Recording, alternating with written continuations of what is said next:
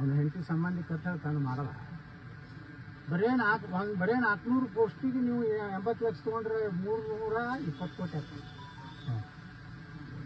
AC ಪೋಸ್ಟಿಗೆ 2 ಕೋಟಿ ರೂಪಾಯಿ ತೊಗೊಂಡು ನನ್ನ ಮುಂದೆನೇ ಅನೇಕ ಬಂದ ಆ KPC ಚೇರ್ಮನ್ ಮನೆಯಾಗ ಯಾರು ಫೋಟೋ ಅದಾವ ಬರ್ತದೆ ಅಂದ್ರೆ ಗಾಂಧಿ ಫೋಟೋ ಇಲ್ಲ, ನರೇಂದ್ರ ಮೋದಿ ಫೋಟೋ ಇಲ್ಲ, ಅಟಲ್ ಬಿಹಾರಿ ವಾಜಪೇಯಿ ಇಲ್ಲ, ಲಾಲ್ ಬಹದ್ದೂರ್ ಶಾಸ್ತ್ರಿ ಇಲ್ಲ, ನೆಹರು ಒಂದಿಲ್ಲ, ವಿಜೇಂದ್ರ ಯಡಿಯೂರಪ್ಪ ಫೋಟೋ ಯಾಕೆ ನಾವು ತನ್ನ ಮನ್ಯಾಗ ಒಬ್ಬ ಹೋಗಿದ್ದ ಪಾಪ. ಒಬ್ಬ ಅವ್ರ ಮನೆಗೆ ರೊಕ್ಕ ಕೊಡ್ಲಕ್ಕೆ ಹೋಗಿದ್ದವ ಪೋಸ್ಟಿಗೆ, ಏನು ರೇಟ್ ಅಪೇಕ್ಷೆ ಮಾಡ್ಕೊಂಡು ಬರ್ಲಕ್ಕ. ಅವ ನನಗೆ ಬಂದು ಹೇಳ್ದ ಅವ್ನ ಮನೆಯಾಗ ಈ ಕಡೆ ಯಡಿಯೂರಪ್ಪಂದು ಈ ಕಡೆ ವಿಜೇಂದ್ರ ಫೋಟೋ ಹಾಕ್ಯಾನ KPC ಚೇರ್ಮನ್. ಇವತ್ತು ಇಷ್ಟು ನಡೆದ್ರೆ ಬಾಯಿ ಬಿಟ್ಟಾನೆ ಅಂದ್ರೆ ಎಲ್ಲರೂ ವಿಜೇಂದ್ರ ಅದ ಭ್ರಷ್ಟನ್ನ ನಮ್ಮವ್ರ ಮ್ಯಾಗಿನವ್ರು ಹೆಂಗ್ ಮಾಡಿದ್ರಪ್ಪ ರಾಜ್ಯಾಧ್ಯಕ್ಷ ಮುಂದುವರ್ಸ್ಕೊಂಡು ಸರ್. ಹಾ ಏನ್ ಎದಕ್ಕೆ ಹಂಗಾರ ಗುರ್ತಿಲ್ಲ, ಏನು ಲಿಂಗಾಯತರ ಗುರ್ತಿಬಿಡದಾನ ಯಡಿಯೂರಪ್ಪ. ಹಿಂಗಾಗಿ ಏನೈತಿ ಬಿಜೆಪಿ ಏನು ಹೋರಾಟ ಅದಾವ್ರೆ. ಇವತ್ತು DK ಶಿವಕುಮಾರ್ ರಾಜೀನಾಮೆ ಕೇಳಬೇಕು KPC ಒಳಗೆ. ಧರ್ಮೇಂದ್ರ ಪ್ರಧಾನ ಇವತ್ತು ನೀವು ರಾಜೀನಾಮೆ ತಗೊಂಡು ನೀವು ಸ್ಟೇಟ್ನಾಗ ಏನ್ ಹೇಳ್ತೀವಿ, ಇಲ್ಲಿ DK ಶಿವಕುಮಾರ್ ಅಲ್ಲಿ ಹೋಗಿಷ್ಟು ಹೋರಾಟ ಮಾಡ್ತಾರೆ. ಮೋದಿಯವ್ರ ಮನೆ ಮುಂದೆ ಮೋದಿಯವ್ರ ರಾಜೀನಾಮೆ ಕೊಡ್ಬೇಕಂತ ಒಬ್ಬರತ್ತ. ಕಾಂಗ್ರೆಸ್ ಇವತ್ತ ಕರ್ನಾಟಕದ KPSC ಇವತ್ತು ದೊಡ್ಡ ಹಾಳು. ಸುಮಾರು 4,80,000 ಹುದ್ದೆ ಅದಾವ್ರಿ ಈ ರಾಜ್ಯದಾಗ ತುಂಬಬೇಕಾಗಿತ್ತು. 4,80,000 ನೀವು ಬರೀ 50 ಲಕ್ಷ ರೂಪಾಯಿ ಬಿಡ್ರಿ, ಎಷ್ಟು ರೇಟ್ ಆಯ್ತು ನೋಡ್ರಿ. KPSC ಎಷ್ಟು ರೊಕ್ಕ ಮಾಡ್ಕೋದು, 100 ಕೋಟಿ ಕೊಟ್ಟಾನೆ, 200 ಕೋಟಿ ಕೊಟ್ಟಾನೆ. ಸಾವುಕಾರ ನಮ್ಮ ಯಡಿಯೂರಪ್ಪ ಗೊತ್ತಿಲ್ಲ. ಇದ್ರ ಬಗ್ಗೆ ತನಿಖೆ ಆಗಿದೆ. ತನಿಖೆ ಅಲ್ಲ, ತಕ್ಷಣ ನಾನು ಹೇಳ್ತೀನಿ KPSC ವಿಸರ್ಜನೆ ಮಾಡಬೇಕು, UPSC ಮಾಡೋದು ಮಾಡಬೇಕು. ಯಾರ್ದು ವಸೂಲಿಲ್ಲ. ಯಾವ ಬಡವದಾನ, ಯಾವ ಬಡವನಕ್ಕೂ ಹೇಳೋದಿಲ್ಲ. ಅವ್ನು ಶ್ರೀಮಂತ ಮಯ ಏನು ಶಾಲೆ ಹುಟ್ಟಬಾರ್ದತ್ತೇನಿಲ್ಲ. ಯಾವ ಮೆರಿಟ್ ಅದ, ಯಾವ ಅವ್ರವ್ರ ಮೀಸಲಾತಿ ಪ್ರಕಾರ ಯಾರು ಅರ್ಹರ ಅದಾರ, ₹1 ಇಲ್ಲಾರ್ದೇನೆ ಅವ್ರ ನೌಕರಿ ಆಯ್ತಂದ್ರೆ ಅವ್ರು ಮುಂದೆ ಪ್ರಾಮಾಣಿಕರು ಬರ್ತಾರೆ. ಅವನಿಗೆ ನಾನು ₹1 ಇಲ್ಲಾರ್ದು ಬಂದೇನಪ್ಪ ಅಂತ ಅವ್ನು ಪ್ರಾಮಾಣಿಕ. ನೀವು ಈಗ 1 ಲಕ್ಷಕ್ಕಿನೋ ಒಂದು 10,000 ರೂಪಾಯಿ ಬರ್ತಾನೆ.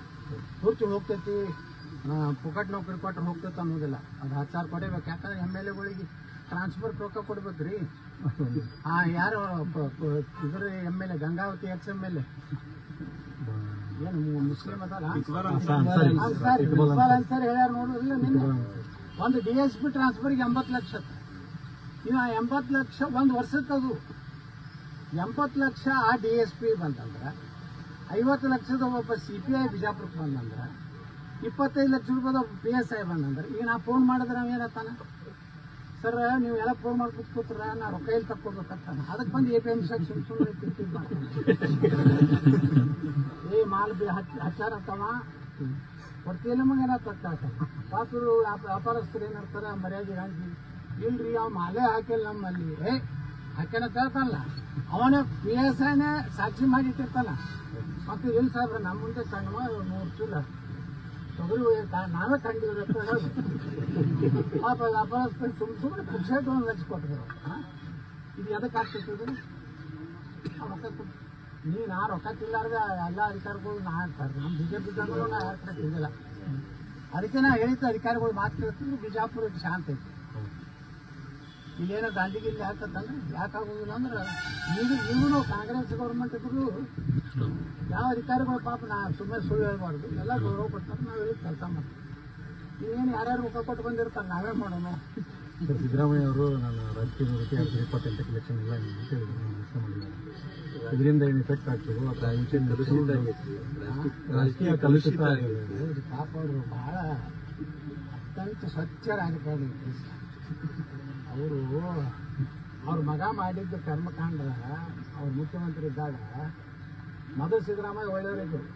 ನಿಮ್ಗೇನು ಮುಖ್ಯಮಂತ್ರಿ ಅವ್ರಿಗೆ ಇಷ್ಟಲ್ಲ ಎಲ್ಲ. ನಾ ಅದನ್ನ ವಿಧಾನಸಭೆದಾಗ ಹೇಳಿ ನೀವು ಹಿಂದಿನ ಇದ್ರಾಗ ಚಲೋ ಇದ್ರಿ, ಭಾಳ ಕೆಟ್ಟಿರುತ್ತೆ. ಒಬ್ಬ ನೀವು ವಿಧಾನ ಪರಿಷತ್ ಮಿಸ್ಟರ್ ಯತ್ನಾಳ್ ಹಂಗಿಲ್ಲ ಹಂಗಿಲ್ಲ ನಿಮ್ಮ ಮಗ ಕೂತ ಅಲ್ಲ ಮಗ ನಿಮ್ಮ ಇನ್ನೊಬ್ಬ ಬೈರತಿ ಶುರು ಐತೆ ಕುಲಸಿತ ಮಾಡಬಾರ್ದು ಅವ್ರಾಗ.